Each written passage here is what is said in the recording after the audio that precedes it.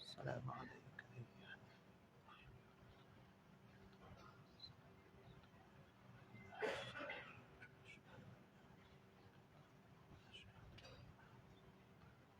اللهم صل على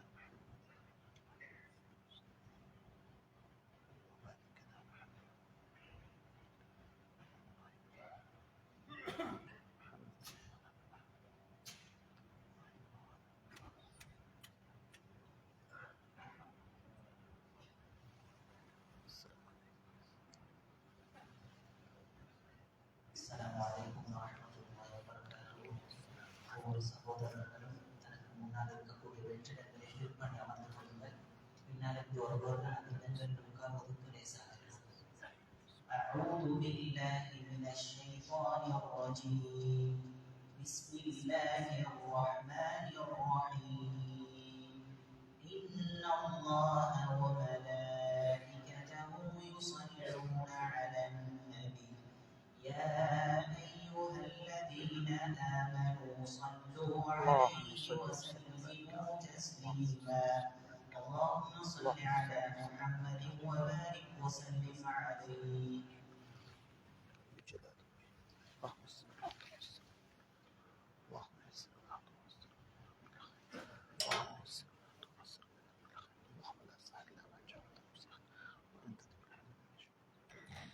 السلام عليكم ورحمة الله وبركاته.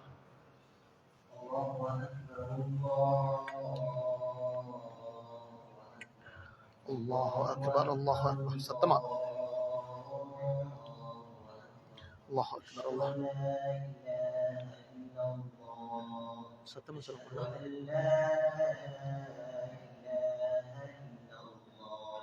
أشهد أن محمدا رسول الله. أشهد أن محمدا رسول الله. حي على الصلاة حي على الصلاة حي على الفلاح حي على الفلاح.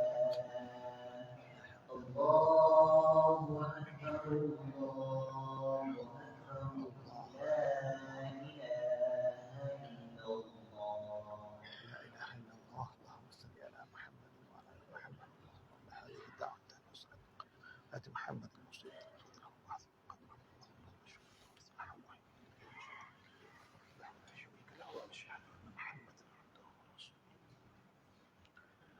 الحمد لله رب العالمين والعاقبة للمتقين والصلاة والسلام على سيدنا وحبيبنا وشفيعنا ومولانا محمد وبارك وسلم عليه أما بعد. فقال الله تعالى في كتابه الحكيم: أعوذ بالله من الشيطان الرجيم بسم الله الرحمن الرحيم وعاشروهن بالمعروف صدق الله العظيم. وقال نبي الله محمد صلى الله عليه وسلم: لا يفرق مؤمن مؤمنة إن كره منها شيئا رضي منها آخر أو كما قال عليه الصلاة والسلام. ஜுமாவின் கடமை நிறைவேற்ற அல்லாஹ்வின் இல்லம் வந்து இஅ்திகாஃபுடைய நியத்தோடு அமர்ந்திருக்கும் அல்லாஹ்வின் நல்லடியார்களே, அல்லாஹ் ரப்புல் ஆலமீன் உலகத்தில் நம்மை படைத்தவன், நம்மை பராமரிக்குகிறவன். படைத்த ரப்புல் ஆலமீன் நாம் எப்படி வாழ வேண்டும் என்ற அழகான ஒரு வாழ்வை நமக்கு காட்டி தந்திருக்கிறானோ, அந்த வாழ்வு நம்மை நாளை மறுமையில் சுவனத்தில் போய் சேர்க்கும் என்று ஹதரத் ரசூலுல்லாஹி ஸல்லல்லாஹு அலைஹி வஸல்லம் அவர்கள் எவ்வாறு தெளிவுபடுத்தியிருக்கிறார்களோ, அந்த சுவனத்து வாழ்க்கையை நானும் நீங்களும் இவ்வுலகத்தில் அமைத்துக் கொள்வதற்கு முயற்சி செய்ய வேண்டும் எனவும், அந்த ரப்புல் ஆலமீன் எவைகளை செய்ய வேண்டாம் என் அன்போடு தடுத்திருக்கிறானோ அப்பேற்பட்ட அனைத்து செயல்பாடுகள் இருந்தும் நம் அனைவரையும் நாம் பாதுகாத்துக் கொள்ள வேண்டும் எனவும் என்னையும் உங்களையும் நான் வசியச் செய்து கொள்கிறேன். கனிமானவர்களே, இந்த உலகத்தில் நானும் நீங்களும் வாழுகிற காலமெல்லாம் நம்மை படைத்தவன் அல்லாஹ் ஒருவன் நமக்கு உதவி செய்து கொண்டிருக்கிறான், நம்மை உலகத்தில் சந்தோஷமாக வாழ வைத்துக் கொண்டிருக்கிறான். இதுதான் நம்முடைய அகீதா, நம்முடைய இறை நம்பிக்கை. அல்லாஹ் நினைக்காத, நம்முடைய வாழ்க்கையில் அல்லாஹ் ஏற்படுத்தாத எதுவுமே நானும் நீங்களும் வாழ்க்கையில் அடைய முடியாது, நமக்கு கிடைக்க பெற முடியாது. இது ஒவ்வொரு ஃபர்லான தொழுகையிலும் நானும் நீங்களும் அல்லாஹ்வுடன் தொடர்பை வலுப்படுத்திக் கொள்வதற்காக ஹதரத் ரசூலுல்லாஹி ஸல்லல்லாஹு அலைஹி வஸல்லம் ஒரு துஆவை கூட படித்து தந்திருக்கிறார்கள். ஃபரலான தொழுகைக்கு பிறகு அல்லாஹ்வை நானும் நீங்களும் பார்த்து சொல்ல வேண்டும், அல்லாஹும்ம லா மானிஅ லிமா அஅதைத், யா அல்லாஹ் இந்த உலகத்தில் நீ எவைகளை எங்களுக்கு தந்திருக்கிறாயோ அதை தடுப்பதற்கு யாரும் இல்லை யா அல்லாஹ். அதே நேரம் வலா முஅத்திய லிமா மனஅத், எவைகளை எங்களுடைய வாழ்க்கையில் தராமல் தடுத்து விட்டாயோ அதை இந்த உலகத்துல தாரத்துக்கு யாரும் இல்லையா அல்லாஹ். எனவே உலகத்தில் நானும் நீங்களும் அனுபவிக்கிற ஒவ்வொன்றும் அது சில போது மனிதனுடைய வகையில் நம்முடைய வாழ்க்கைக்கு சந்தோஷமாக அமையலாம், சில போது அல்லாஹ் நம்முடைய வாழ்க்கையில் சோதனைக்காக அல்லாஹ் சில போது கஷ்டமாக உமைத்து தரலாம். எதுவாக இருந்தாலும் குல் குல்லும் மின் இந்தில்லாஹ். அல்லாஹ் சொல்கிறான், நபியே முஹம்மது ஸல்லல்லாஹு அலைஹி வஸல்லம் பார்த்து சொல்கிறான், என்னுடைய அடியார்களுக்கு நீங்கள் சொல்லுங்கள், வாழ்க்கையில் எதுவாக இருந்தாலும் அது அல்லாஹ்வுடைய ஏற்பாடு, அல்லாஹ்வுடைய ஏற்பாடு.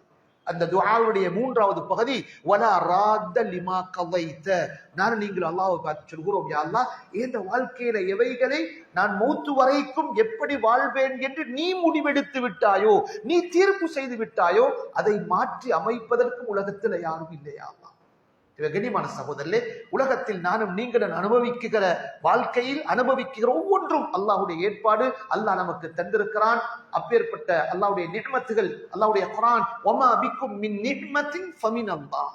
உங்களோட வாழ்க்கையில நீங்க அனுபவிக்கிற ஒவ்வொரு அருட்கொடைகளும் அது அல்லாஹ்வினால் தரப்பட்டது. ஃபமினல்லாஹ், அல்லாஹ் தந்திருக்கிறான் சகோதரர். எனவே அல்லாஹ் தந்திருக்கிற அருட்கொடைகள் பலது இருக்குகிறது. அல்லாஹ் சொல்கிறான், நீங்க அல்லாஹ்வுடைய அருட்கொடைகிற நிஅமத்துக்களை கணக்கு போட்டு பார்த்தீங்கன்னா இவ்வளவுதான் ஒரு நாளும் நன்தஹ்சு, அதை நீங்க கணக்கிட்டு பார்க்க முடியாது. அந்த அளவுக்கு அல்லாஹ் நிஅமத்துகளை வாரி வழங்கி இருக்கிறான். அந்த அல்லாஹ்வுடைய அருட்கொடைகள் நிஅமத்துகள் ஒன்றுதான் ஒவ்வொரு மனிதன் உலகத்தில் வாழுகிற பொழுது அவனுக்கு அமைகிற குடும்ப வாழ்க்கை என்பது. கணவன் மனைவி என்ற அந்த உறவு, கணவன் மனைவி என்ற அந்த பெயர் கொண்ட அந்த குடும்ப வாழ்க்கை, அதன் மூலமாக அல்லாஹ் தருகிற பிள்ளை செல்வங்கள், கனிமான சகோதரர்களே, இது அல்லாஹ் தந்த மிகப்பெரிய ஒரு நிஅமத் சகோதரர்கள். நிஅமத்துகள் இதுவும் ஒரு நிஅமத். இந்த கணவன் மனைவி என்ற உறவு நானும் நீங்களோ தேடிக்கொண்டதல்ல, நானும் நீங்களும் ஆசைப்பட்டு உலகத்தில் உருவாக்கி கொண்டதல்ல. ரப்புல் ஆலமீன் சுவனத்தில் ஆரம்பித்து வைத்த கணவன் மனைவி என்ற உறவு. நபியுனா ஆதம் அலைஹிஸ்ஸலாத்து வஸ்ஸலாம் அவர்களை படைத்ததற்கு பிறகு அவர்களுக்கு அல்லாஹ் மனைவி என்ற உறவை தான் முதலில் ஏற்படுத்தினார். முதலில் சுவர்க்கத்தில் ஏற்பட்ட உறவு கணவன் மனைவி என்ற குடும்ப உறவு சகோதரர்களே. கனிமான சகோதரர்களே, இந்த உலகத்திலும் அதை தொடராக ஆக்கி தந்தான். அந்த தொடர் இந்த உலகத்தில் முடிவடைய போறது ஒன்றுமல்ல, மீண்டும் நாளை மறுமையிலும் அதே கணவன் மனைவி என்ற தொடரை அல்லாஹ் தொடராகவே அல்லாஹ் அமைத்து தந்திருக்கிறார். அல்லாஹ் சொல்கிறான், நாளை மறுமையில அல்லாஹ் சொல்லுவான், சுவர்க்கத்துக்கு போகிற மக்கள், சாலிஹான மக்கள், அல்லாஹ் நமக்கு அந்த பாக்கியத்தை நசீவாக்கி தந்தருவானாக.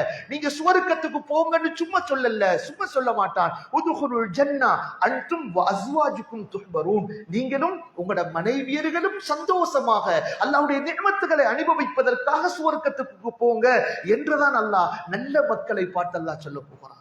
உதுகுலுல் ஜன்னத அன்தும் என்று மட்டும் சொல்லல, வ அஸ்வாஜுக்கும், உங்களோட மனைவியர்களும் உங்களோட ஜோடிகளும். கனிமான சகோதரர்களே, உலகத்துல அல்லாஹ் ரப்பல் ஆலமீன் சில மக்கள், நல்ல சாலிஹான மக்களுக்கு சுவர்க்கத்துல கொடுக்குகிற பாக்கியங்களை பற்றி சொல்லுகிற பொழுது அங்கும் திருமணத்தை பற்றி சொல்லுகிறான். வஸவ்வஜ்னாஹும் பிஹூரின் ஐன், கண்கள் குளிர்ச்சியான, கண்களுக்கு குளிர்ச்சியான ஹூருல் ஐன் என்ற அந்த பெண்களை நாம் திருமணம் செய்து வைப்போம், ஜோடிகளாக நாம் இணைத்து வைப்போம் என்றையும் அல்லாஹ்வுடைய குர்ஆன் பார்க்கிறது. அல்லாஹ்வுடைய குர்ஆன் நாம் பார்த்து கொண்டிருக்கிறோம். எனவே திருமண உறவு என்பது சகோதரர்களே, ஒரு ஆணும் பெண்ணும் ஹலாலான முறையில அல்லாஹ் அமைத்த வழிகளில், அல்லாஹ் காட்டி தந்த அந்த வழியில், அல்லாஹ்வுடைய தூதர் முஹம்மது ஸல்லல்லாஹு அலைஹி வஸல்லம் சொல்லி தந்த வழியில் கணவன் மனைவியாக வாழ்க்கையில் கரம் பிடித்து இணைகிற அது இருக்குகிறதே, அது அல்லாஹ் தந்த மிகப்பெரிய செல்வம், அல்லாஹ்வுடைய நிஅமத். அதை நானும் நீங்களும் பாதுகாப்போம்.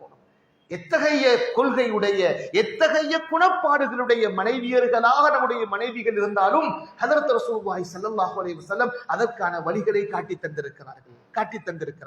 நபிகள் ஸல்லல்லாஹு அலைஹி வஸல்லம் மனைவியர்களை பாருங்க, பல மனைவியர்கள் இருந்தார்கள். ஒவ்வொரு மனைவியர்களும் ஒவ்வொரு நிலை கொண்டவர்கள். குறைஷி பெண்களையும் ஸல்லல்லாஹு அலைஹி வஸல்லம் திருமணம் முடித்தார்கள். விதவைகளாக இருந்த பெண்களையும் முடித்தார்கள். விதவையாக இல்லாத கன்னி பெண்ணையும் முடித்தார்கள். கனிமான சகோதரர்களே, அல்லாஹ் ரப்பல் ஆலமீன் ஹஜ்ரத் ரசூலுல்லாஹி ஸல்லல்லாஹு அலைஹி வஸல்லம் மனைவியர்கள் எப்படியெல்லாம் அமைத்து கொடுத்தான்னு சொன்னா, இஸ்லாத்தை ஏற்றுக்கொண்ட பெண்களையும் அல்லாஹ்வுடைய தூதர் ஸல்லல்லாஹு அலைஹி வஸல்லம், யகூதியத்திலிருந்து இஸ்லாத்தை ஏற்றுக்கொண்ட பெண்களையும் ஸல்லல்லாஹு அலைஹி வஸல்லம் திருமணம் முடித்திருக்கிறார்கள் என்பதுதான் அவருடைய மனைவியுடைய வரலாறுகளை நாம் பார்க்கிறோம். எனவே அல்லாஹ் ரப்பல் ஆலமீன் திருமண உறவு, கணவன் மனைவி என்ற அந்த உறவை ஒரு புனிதமான உறவாக தந்திருக்கிறான். அதை பாதுகாப்பதற்கான வழிகளையும் அதற்கான நசீஹத்துகளையும் உபதேசங்களையும் அல்லாஹ் சொல்லி தந்திருக்கிறான். அல்லாஹ்வுடைய குர்ஆன் சூரத்துன் நிசா, அந்நிசா பெண்கள் என்ற தலைப்பிட்ட அந்த சூறால ஆண்களை பார்த்து அல்லாஹ் சொல்கிறான் வஆஷிருஹுன்ன பில் மஅரூஃப்.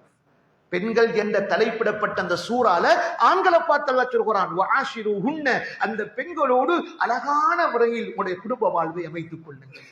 வஆஷிருஹுன்ன பில் மஅரூஃப். அல்லாஹ் நம்முடைய நசீஹத்துக்காக, நம்முடைய உள ஆறுதலுக்காக சில போது பெண்களோடு வாழுகிற பொழுது கஷ்டங்களுக்கும் சோதனைகளுக்கும் மன உளைச்சல்களுக்கும் நானும் நீங்களும் முகம் கொடுக்கலாம். இது வாஸ்தவம். மனிதன் என்ற வகையில் பெண்களும் மலக்குமார்கள் அல்ல, தவறு செய்யாதவர்கள் அல்ல. பெண்கள் என்பவர்களும் மனிதர்கள் தான் சகோதரர்களே. அல்லாஹ் ரப்பல் ஆலமீன் அதை குர்ஆன்ல மிக தெளிவாக சொல்லி இருக்கிறார். மனிதர்கள் இந்த படைப்பிலிருந்து தான் உங்களுக்கு நாம் ஜோடிகளை சேர்த்து தந்திருக்கிறோம். ஏன் சேர்த்து தந்தோம்? லித்தஸ்குனு இலைஹா, அந்த பெண்களோட சண்டை பிடிக்கிறதுக்கு இல்ல. அல்லாஹ் சொல்கிறான் சந்தோஷமாக வாழ்கிறது.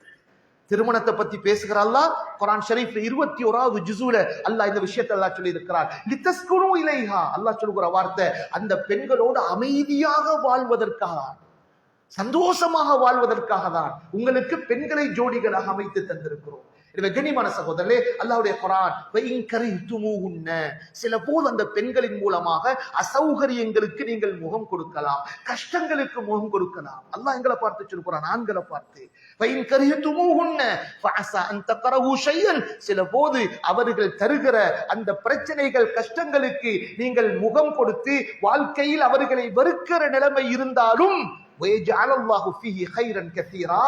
அதே பெண்களில் உங்களுக்கு இன்னும் பல கைதுகளை அல்லாஹ் அமைத்து வைத்திருப்பார். எந்த பெண்களோட நாம் முகம் சுளிக்குகிறோமோ, எந்த பெண்கள் மனைவியராக இருக்கிறவர்களோடு நாம் சில போது நம் மன உளைச்சலுக்கு உள்ளாகுகிறோமோ, அந்த பெண்களை பார்த்து அல்லாஹ் சொல்கிறான், நீங்க மன உளைச்சலுக்கு உள்ளாகுகிறீர்கள், கஷ்டப்படுகிறீர்கள், முகம் சுளிக்குகிற செயல்பாடு நடக்குகிறது. ஆனால்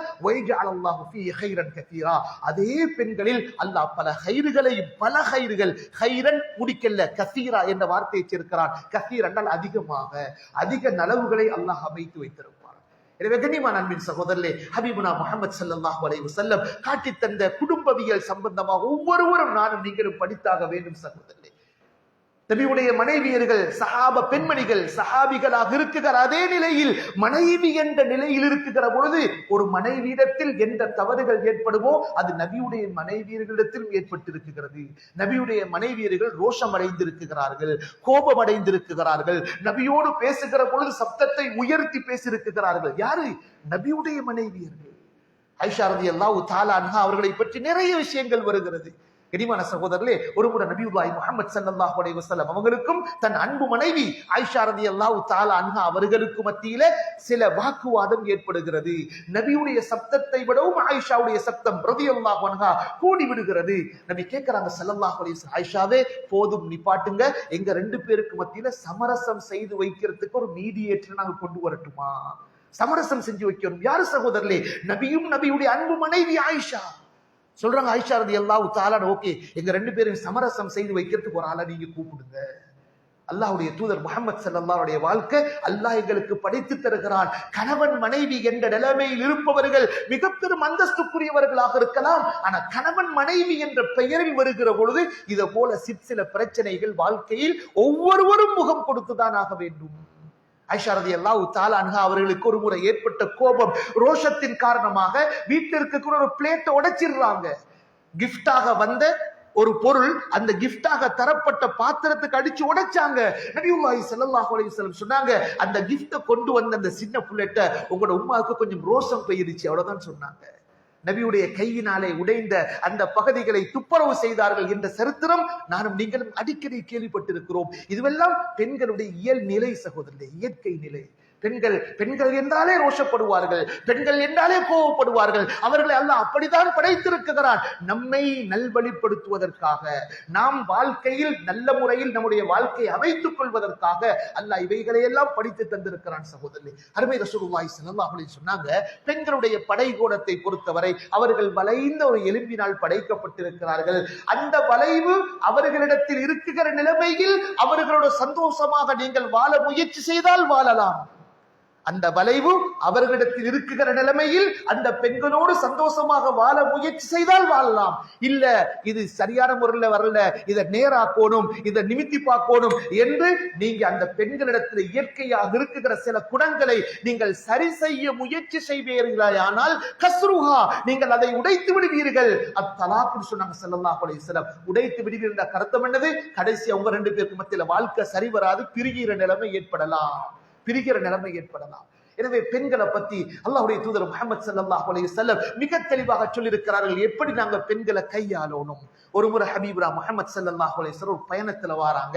நபியுடைய மனைவியர்களும் அவர்களுடைய ஒட்டகங்களுக்குள்ளே அவர்களுக்கு அமைக்கப்பட்ட கூடாரங்களுக்குள்ளே மறைவாக வருகிற பொழுது அந்த ஒட்டகங்களை ஓட்டி செல்கிற ஒரு சஹாபி சற்று வேகமாக அந்த ஒட்டகங்களை ஓட்டி செல்ல முற்படுகிறார். அந்த ஒட்டகங்களை வேகமாக ஓட்டி செல்ல முற்படுகிற பொழுது நபி சொன்னாங்க ஸல்லல்லாஹு அலைஹி வஸல்லம் அந்த சஹாபியை பார்த்து, நீங்க அவசரப்படாதீங்க, நீங்க எப்படி ஒரு கிளாஸ் பாட்டில நீங்க கொண்டு போகுகிற பொழுது கவனம் செலுத்துவீங்களோ அது உடைஞ்சிடக்கூடாது, அதுக்கு டேமேஜ் வந்துடக்கூடாது, இந்த கிளாஸ் பாட்டில ஹேண்டில் பண்ணுகிறத போல அந்த பெண்களை நீங்க கையாளுங்கன்னு சொன்னாங்க ஸல்லல்லாஹு அலைஹி வஸல்லம்.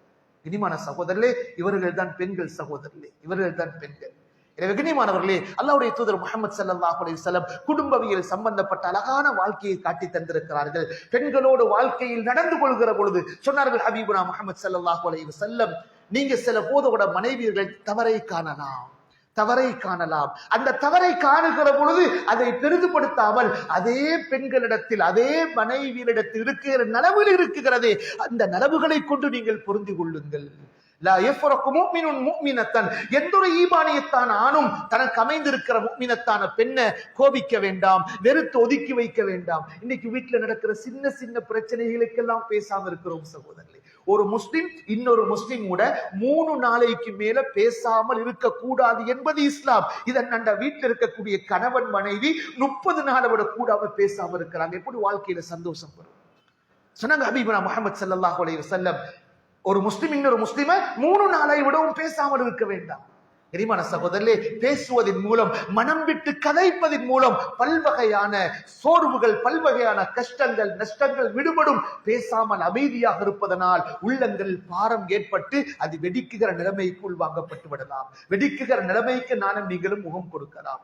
எனவேதான் நபி ஸல்லல்லாஹு அலைஹி வஸல்லம் அட்வைஸ் பண்றாங்க, லா யஃப்ரகு முஃமினுன் முஃமினத்தன், எந்த ஒரு ஈமானியத்தான கணவனும் தனக்கு அமைந்த முஃமினத்தான பெண்ணின் மீது கோபப்பட்டு ஒதுக்கி வைக்கிறது, பேசாம இருக்குகிறது, வெறுத்த நிலைமையில் இருக்குகிறது. இந்த நிலைமைக்கு ஆளாகிறாதீங்க. இன் கரிஹ மின்ஹா ஷைஅன், ஏதாவது ஒன்று வெறுப்பாக இருந்தால் ரதிய மின்ஹா ஆகர், அந்த வெறுப்பு யாரின் மூலம் ஏற்பட்டதோ அதே பெண்களிடத்தில் இருக்குகிற வேறொரு காரியத்தை கொண்டு பொருந்தி கொள்ளுங்கள். நனவுகளை பாருங்கள், நன்மைகளை எதிர்பாருங்கள், நடந்த தவறுகளை பெரிதுபடுத்த வேண்டாம் என்பதுதான் அல்லாஹ்வுடைய தூதர் ஸல்லல்லாஹு அலைஹி வஸல்லம் தந்திருக்கிற அட்வைஸ்.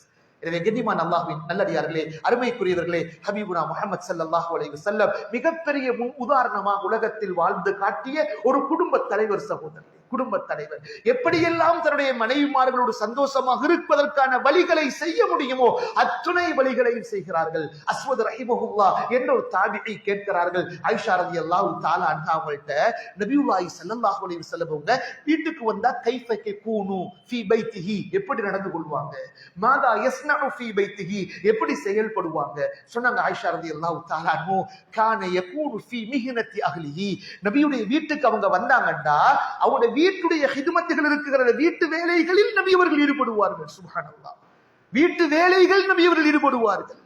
இமாம் முஸ்னத் ரஹ்மத்துல்லாஹ் அவர்கள் தன்னுடைய கிதாபில் ஒரு ஹதீஸை பதிவு செஞ்சிருக்கிறாங்க. அந்த ஹதீஸுக்கு விளக்கமாக வருகிற ஹதீஸ், ஆயிஷா சொல்லுவாங்க ரலியல்லாஹு தஆலா அன்ஹா, நபி அவங்க வீட்டுக்கு வந்தாங்கண்டா அவங்களோட உடுப்புகளை அவங்க சரி செஞ்சு கொள்வாங்க. அப்படின்னா கழுவி போடுவாங்க, காய போடுவாங்க, மடிச்சு வைப்பாங்க. எங்கட வாழ்க்கையில நாம் செய்திருப்போமா என்று ஒரு கணம் சிந்தனை செய்து பார்ப்போம்.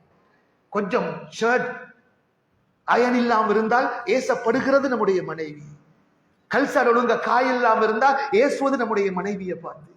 ஹபீபுனா முஹம்மது ஸல்லல்லாஹு அலைஹி வஸல்லம் தன்னுடைய வேலைகளை தான் தனக்கே பணிவிடை செய்திருக்கிறார்கள்.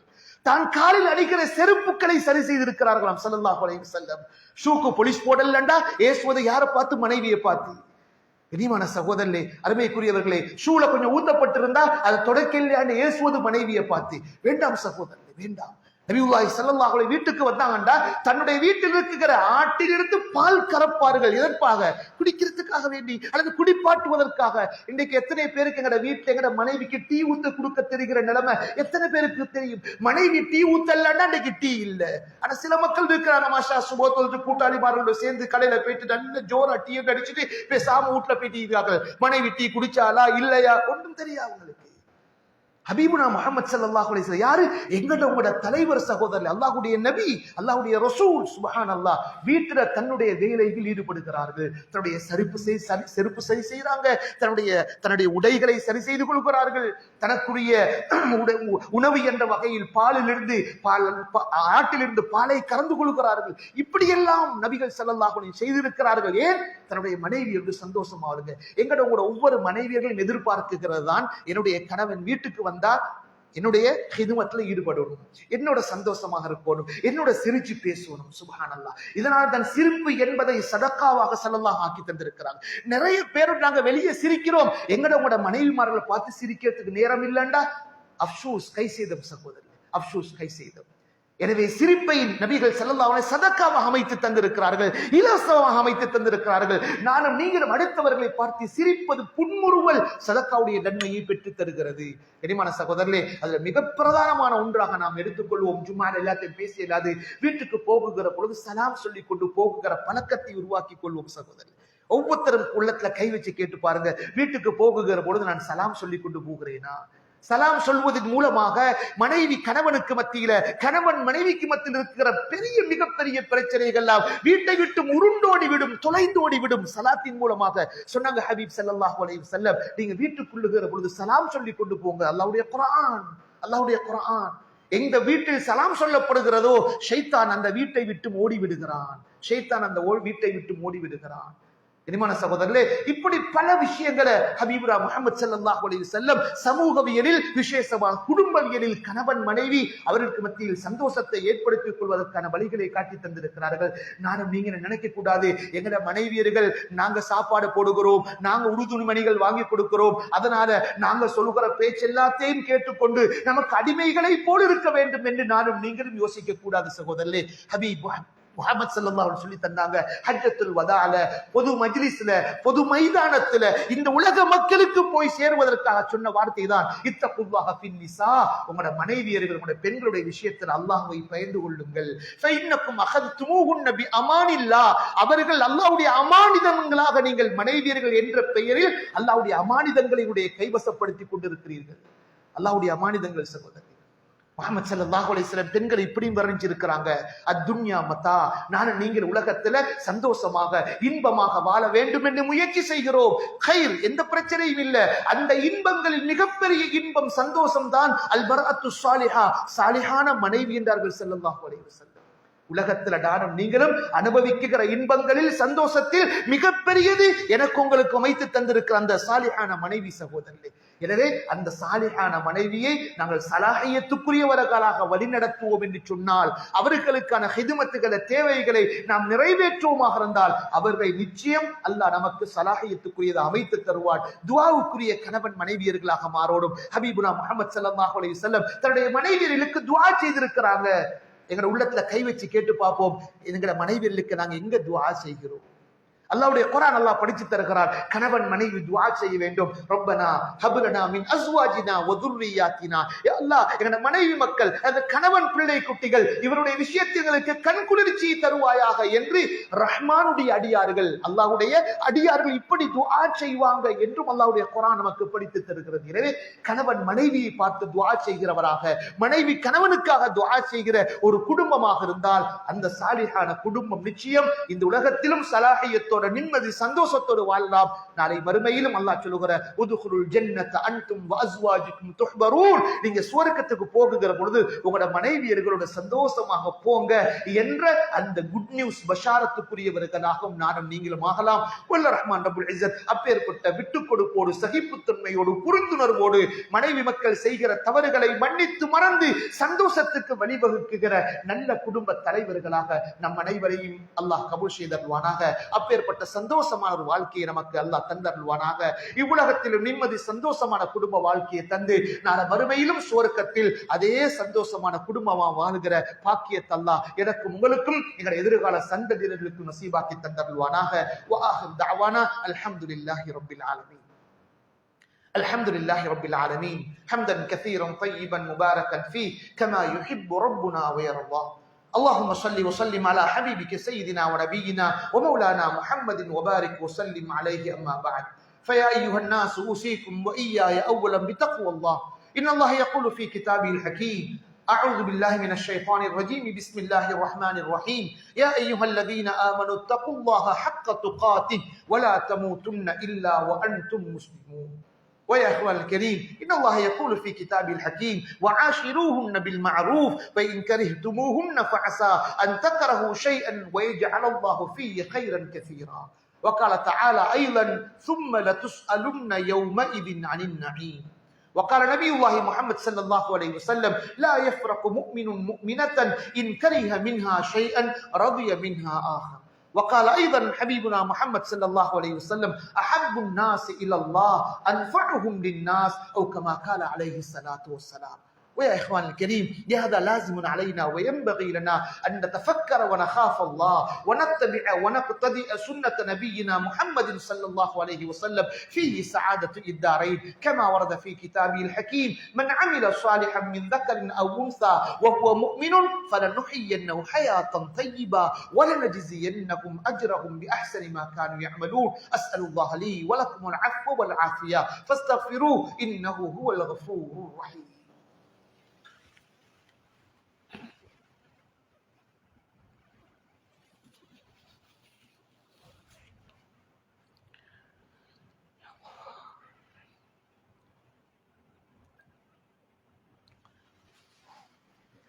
الحمد لله، الحمد لله ذي العزة والجبروت ورب الملكوت وذي الحي الذي لا يموت.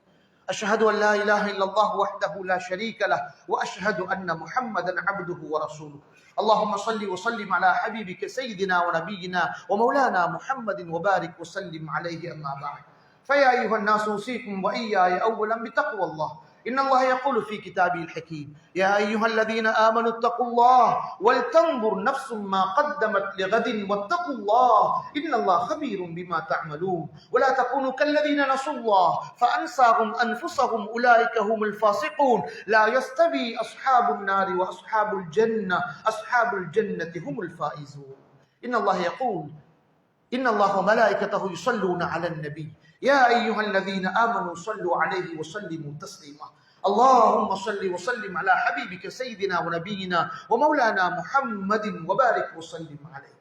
خصوصا أفضل الناس بعد النبي وخليفة الرسول أمير المؤمنين سيدنا أبي بكر الصديق، وعلى عمر بن الخطاب، وعلى عثمان بن عفان، وعلى علي بن أبي طالب، وعلى بنته صلى الله عليه وسلم فاطمة الزهراء، وعلى سيدي شباب أهل الجنة الحسن والحسين، وعلى أمهات المؤمنين أزواج النبي صلى الله عليه وسلم، وعلى سائر الصحابة رضوان الله تعالى عنهم أجمعين. اللهم اغفر للمؤمنين والمؤمنات والمسلمين والمسلمات الأحياء منهم والأموات إنك سميع كريم مجيب الدعوات. مولانا يا رب العالمين. عباد الله يرحمكم الله، إن الله يأمر بالعدل والإحسان وإيتاء ذي القربى وينهى عن الفحشاء والمنكر والبغي يعظكم لعلكم تذكرون. اذكروا الله العظيم يذكركم واشكروه يزد لكم وادعوه يستجب لكم ولذكر الله أكبر والله يعلم ما تصنعون.